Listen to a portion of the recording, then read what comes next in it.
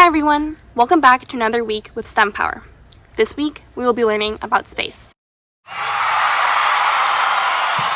This week's fun fact is about the planet Venus.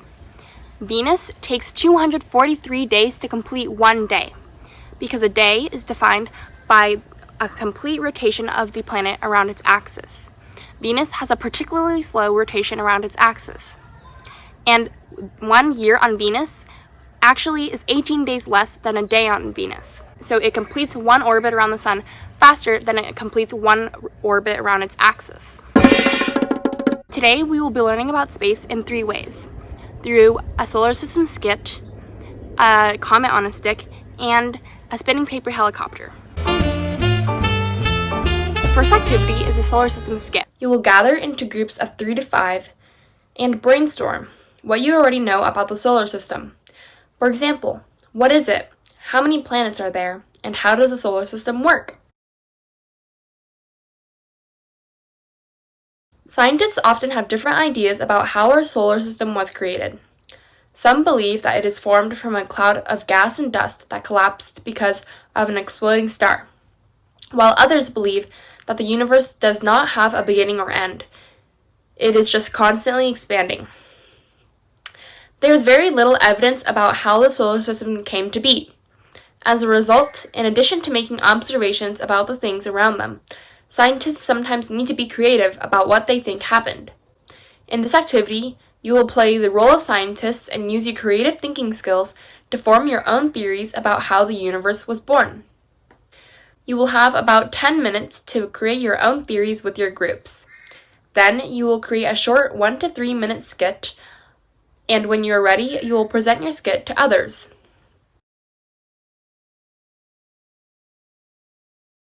Discuss. What parts of your theories do you think are a part of well-accepted theories about the universe already?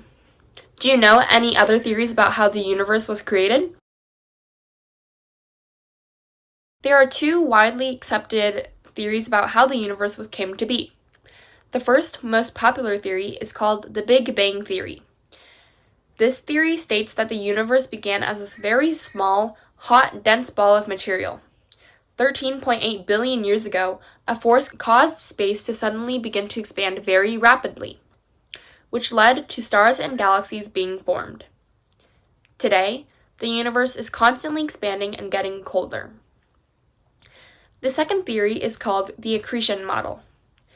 This model states that 4.6 billion years ago, the solar system was a ball of gas and dust called a solar nebula.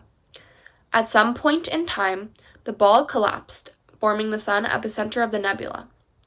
After that, the remaining material began to come together due to the force of gravity.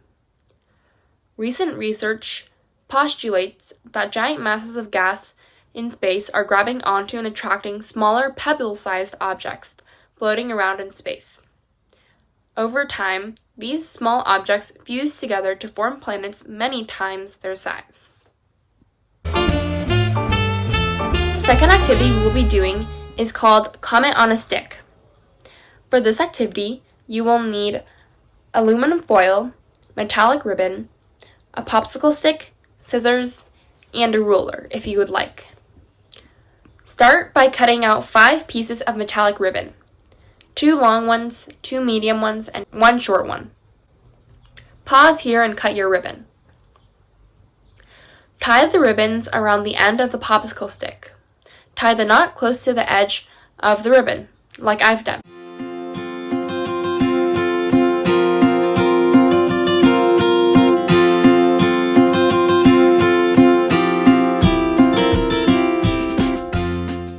Pause here and tie your ribbon around the popsicle stick. Then, cut a piece of tin foil that will be big enough to create a nice sized comet. Hold the ribbons off to one side and gather the aluminum foil around the end of the stick, like so. Clump the piece of tin foil into a ball while keeping the ribbon tail to the side. You can repeat this however many times you like until you get a comet that you like. Pause here and bundle the foil around the stick with the ribbon to one side. The finished product will look like mine. Now you can take your comet on a stick and fly it around the room. Discuss. What are comets? What do you think comets are made of? Do you know what the parts of a comet are? Comets have a nucleus, a coma, a gas trail, and a dust trail. The nucleus is the tinfoil, which is the main body of the comet.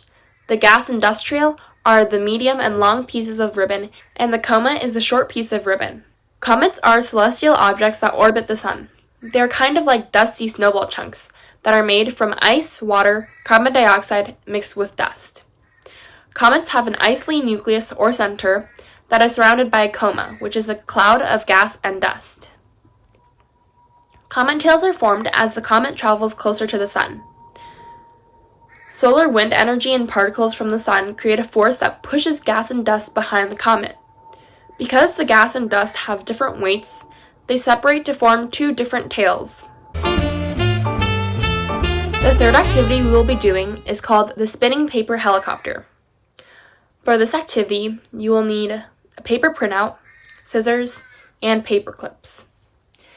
You will each receive one paper printout, and once you've received it, cut along the solid lines. Pause here and cut along the solid lines only. After you are done, fold along the dotted lines. Fold A and B in opposite directions to make blades. Fold C and D over each other so they overlap and secure them with a paper clip. Pause here and fold along the dotted lines.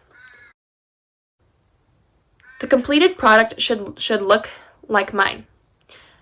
Please put a paper clip over C and D. You can try out your helicopter by dropping it from a tall place, like standing on a chair, or you can even try just throwing it up.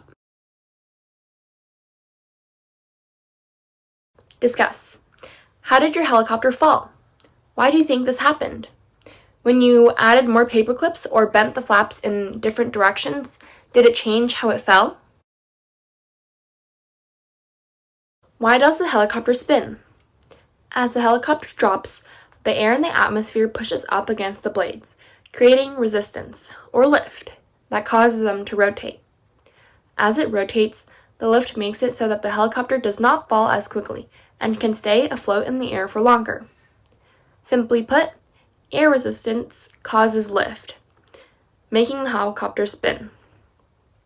Gravity is the force pulling the paper helicopter to the ground. When you add paper clips, more weight is added and it will increase the force of gravity and make the helicopter fall faster. The direction the blades are bent in will determine if the helicopter spins clockwise or counterclockwise. What did you guys learn today? What questions do you still have? I hope you had fun today. I had a lot of fun teaching you guys about space. Hope to see you next week. Bye!